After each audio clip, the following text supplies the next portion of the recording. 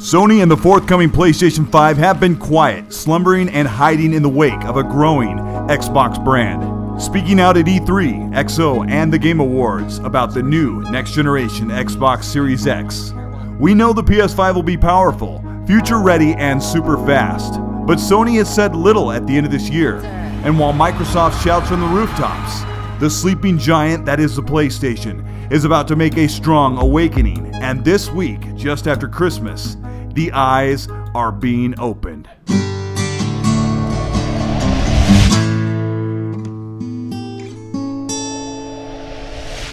This is Colt Eastwood. Thank you so much for checking in. As many of you know, I am excited about both the Xbox and PlayStation consoles, and news for the PS5 is finally coming in. Yes, we've heard quite a bit about the PS5 all summer long and all fall, but not much of it has been very believable when it is bounced off of the messaging from Sony, expectations from AMD, and possibilities aligning with price.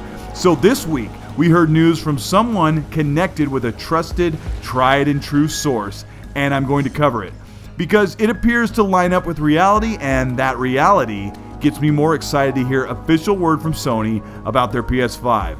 Sources will be linked in the description, and if you're good with that and a little bit of what we call quality educated speculation, leaks, and information based on known hardware, give this video a like and subscribe to the channel. Now, you're here for the PS5 news, so now that those disclaimers are out of the way, let's get to it. The PS5 is Sony's 5th generation PlayStation console, being hailed as their fastest console, a platform for the world's best games, and the market lead, soon to continue when it releases in the fall of 2020.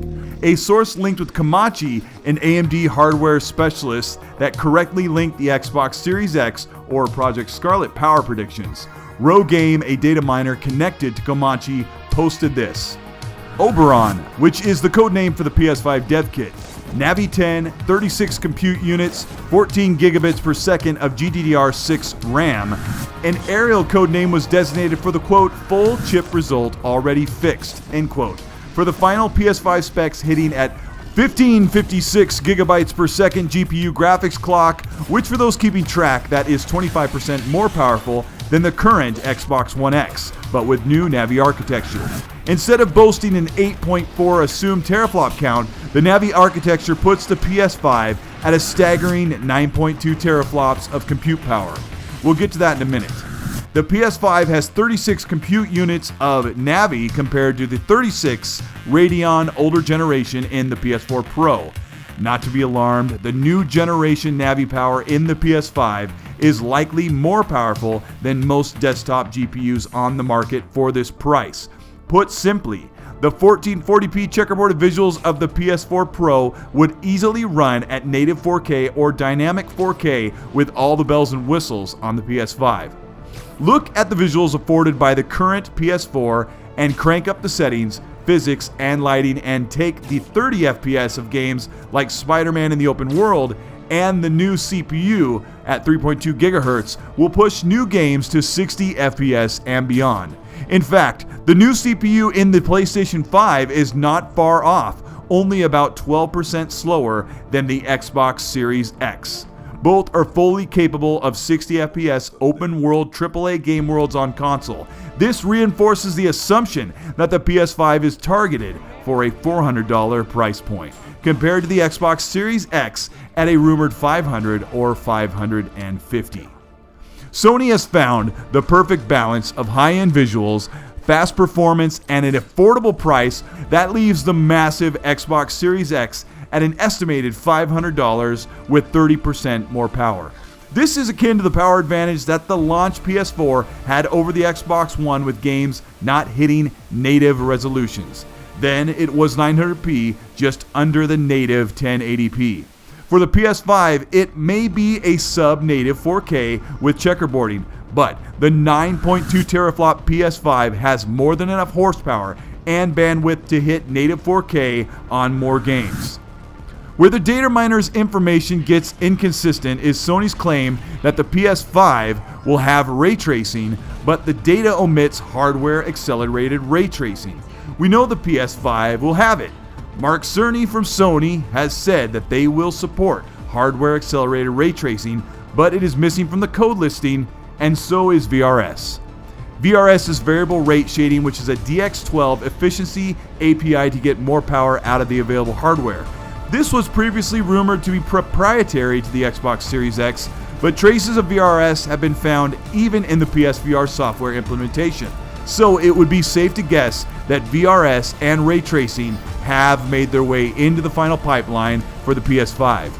It could also be possible that ray tracing could be a hybrid hardware and software-based solution, and Sony hasn't been forthright with that. But at this time, this older mine data and some things just don't add up, like bandwidth speeds. But Rogaine clarified that the teraflop target of 9.2 was the most accurate info from the leak.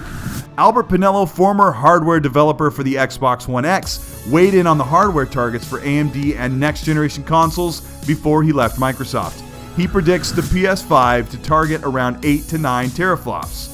So why should we believe that 9.2 teraflops when the rest of the scrub data is mixed in with the dev kits and retail targets? Twitter user Blue Negroho places the dev kit of the PS5 to 40 compute units and the retail PS5, the real one that we'll actually be able to buy, at 36 compute units.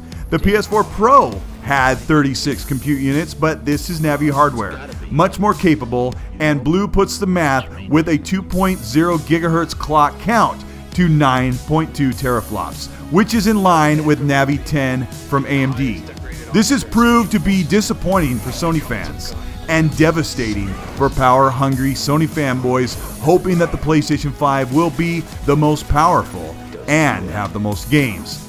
After all, the PS4 launched with less games, lower rated overall just behind the launch Xbox One the first couple of years, with the PS4 holding on to a 30% power advantage and a $100 price advantage.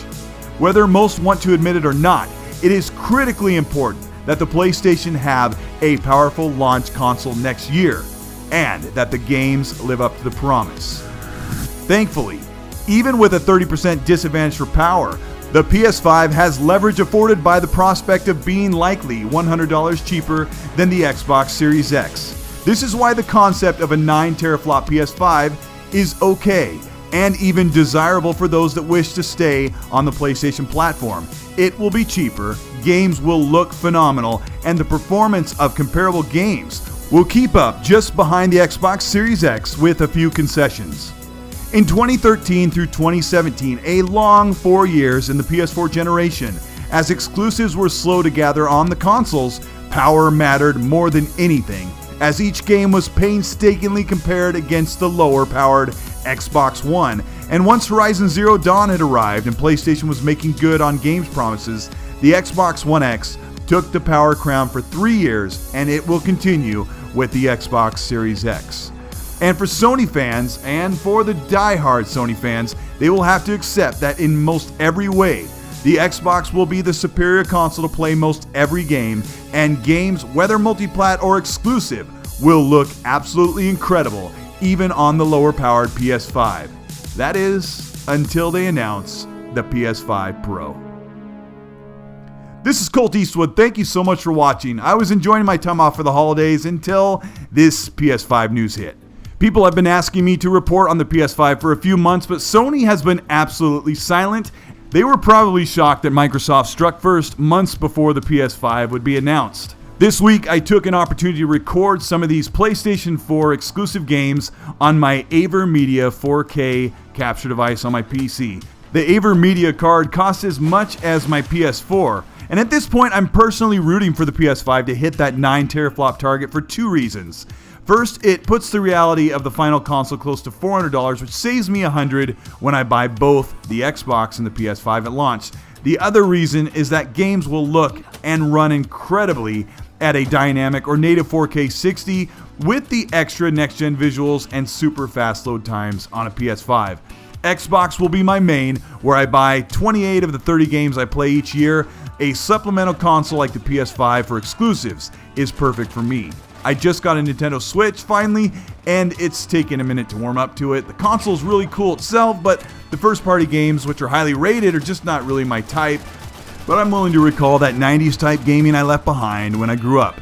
If you like this video, please let me know and hit the thumbs up and subscribe to the channel. Join the channel members that get early access to content, or join my Patreon to support the channel each month. Thanks for a great year. I grew some 23,000 subscribers in 2019, over 5 million views, and I put out 50 new videos this year. It's been such an honor to talk gaming with each of you. Thanks for all of you that hit the video when it goes live. And remember, because it's a new year and you want to do it right, please be nice.